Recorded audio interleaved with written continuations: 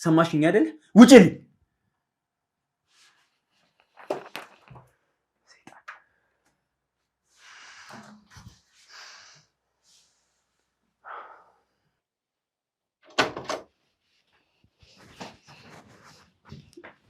ቤዛ ምን ሆነሻል?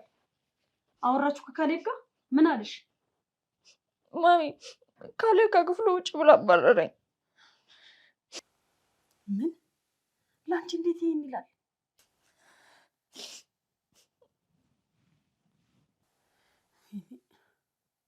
ይህ ሁሉ የተፈጠረው ያቺ የተረገመች ልጅ መድኃኒቱ ሜዳ ላይ በመጣሏ ነው አይደል? ቅዳችን ተብላሽ አየሽ። ከእንግዲህ ካሌብ እኔ ጨርሶ ሊጠላኝ ነው ማሚ። ቆይ እሺ እኔ ምን ማድረግ አለብኝ? ልክ ነሽ። አሁንማ እኔንም መጠርጠር ጀምሯል። ይህን ሴራ እኛ እንደሰራ ነው ካወቀ ህይወታችን ነው የሚያበቃለት። በፍጹም ላይቅ አይችልም ማሚ። ካሌብ የፈለገ ነገር ቢጠይቀን የፈለገ ቢያስጨንቀን አንድም ነገር አንናግረውም። በውሸት ምንም ብለን እናሳምነዋለን። ማሚ ካሌብ ይህን ነገር ካወቀ የኔና አንቺ ነገር ያበቃለታል።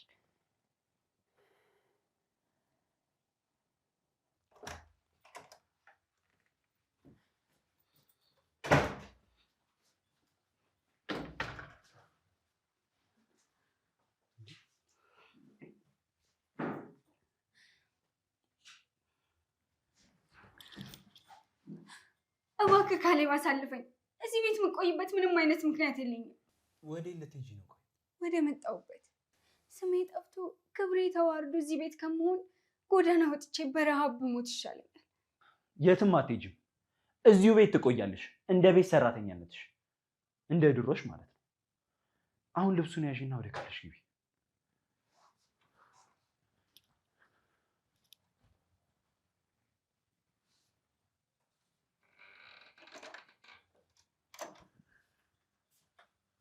ኦ ለመሆኑ አንቺ እስካሁን አልሄድሽም እንዴ? እኔ ደግሞ የቤታችን ቆሻሻ ተጠርጎ የወጣ መስሎኝ። ምን ነው ድምፅሽ ጠፋ? ቅድም ሳሎን ላይ ስታሽካከል ነበር እንዴ? እኔ የምልሽ ይሄን ሁሉ ውርደት ተሸክመሽ እቅድሽ በሙሉ ፈርሶ አሁንም አንቺ እዚህ ቤት ለመኖር ታስቢያለሽ? ለመሆኑ የት ለማደር ነው ሻንጣሽን አንጠልጥለሽ ወጣሽው? ትሰምኛለሽ? አሁን ይሄን ኮተት ይዘሽ ከዚህ ቤት ውጪ እሺ? ምክንያቱም ለአንቺ የሚሆን ቦታ የለንም።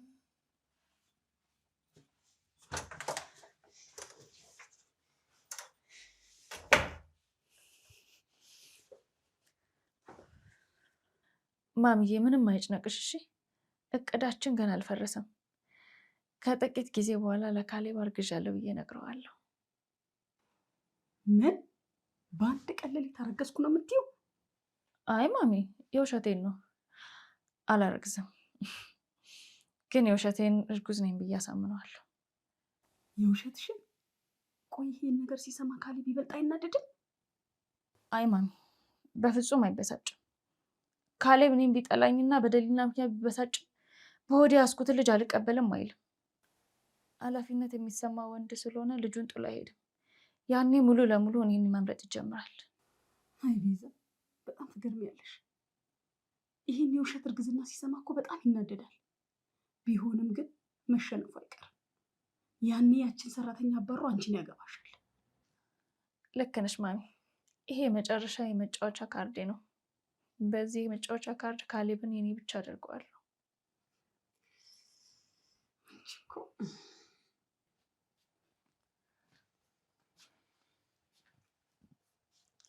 ምንድን ነው ይሄ? ምግብ አምጪልኝ አልኩሽ። እኔ ከአንቺ ምግብ አልፈልግም።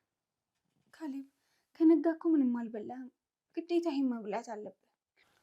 ስለ እኔ ሆድ መጨነቅ መቼ ነው የጀመርሽው? እባክሽ እዚህ ቤት ያለሽው እንድታዝኝልኝ አይደለም እሺ? እውነቱ እስኪወጣ ድረስ ነው እንደ ሰራተኛ እንድትሆኝ። ስለዚህ ውጪልኝ። ካሌብ እኔ እኮ ላንተ አስቤ ነው። ውጪልኝ አልኩሽ። ይኸውልሽ ይሄ የማስመሰል ፊትሽን ማየት አልፈልግም። ውጪልኝ።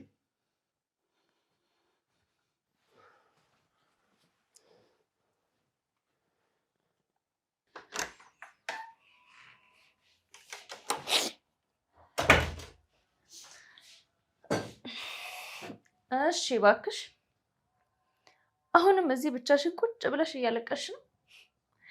ቅድም እኮ ካሌብ ከክፍሉ ሲያባረርሽ ድምፅሽ ሳሎን ድረስ ይሰማ ነበር።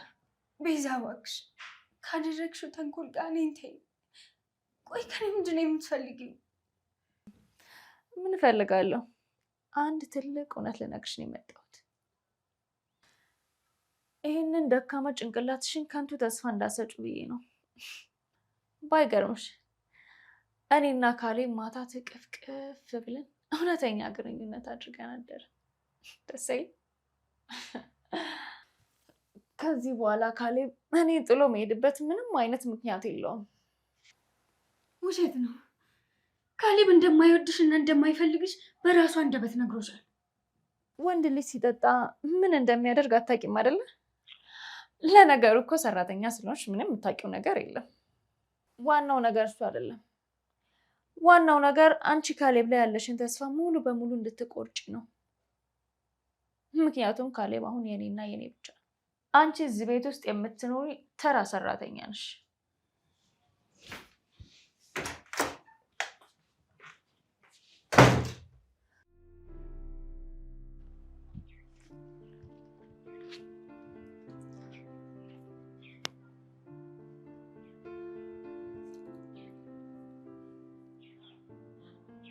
ሄሎ ዶክተር። አዎ ቤዛ ነኝ። ቅድም የተነጋገርነውን ነገር አሁኑን እንድታሳካልኝ ፈልጋለሁ። እባክህ ዶክተር አታስጨንቀኝ። ለፍርሃትም ቢሆን በቂ ገንዘብ እንደምከፍልህ ነግሬሃለሁ። እኔ አሁን የምፈልገው አንድ ነገር ብቻ ነው።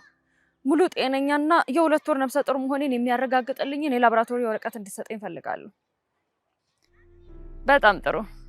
አሁኑኑ መጥቼ ወስዳለሁ። ላንተም የሚገባህን ፖስታ ይዤ ልመጣለሁ።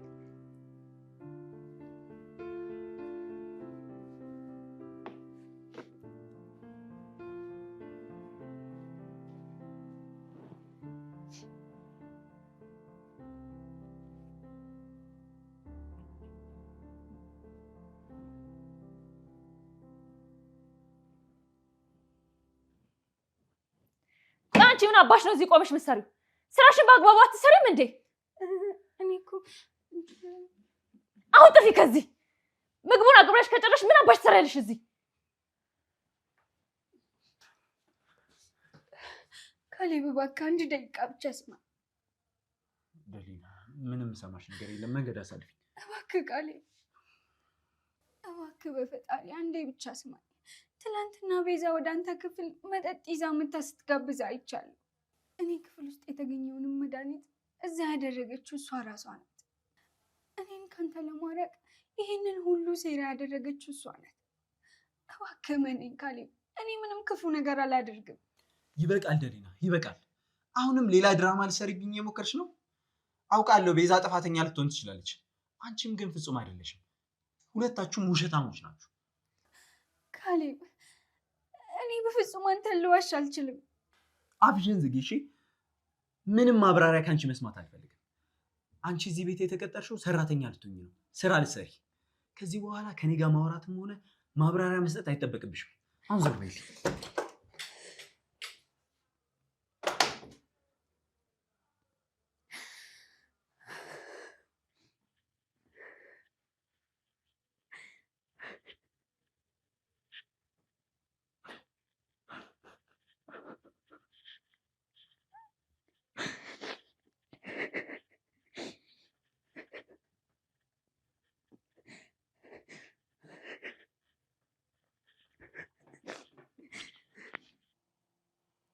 ማን አይገርምም?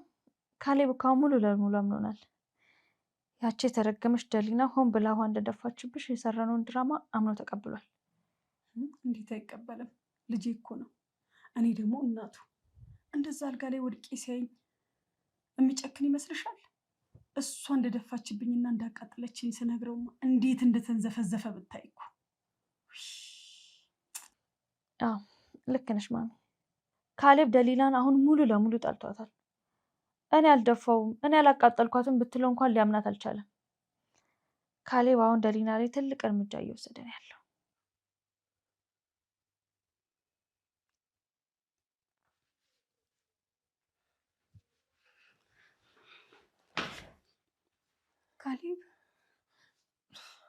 ካሌብ አሁንም አላገኘም? አሁንም ጥፋተኛ ነው እኔ?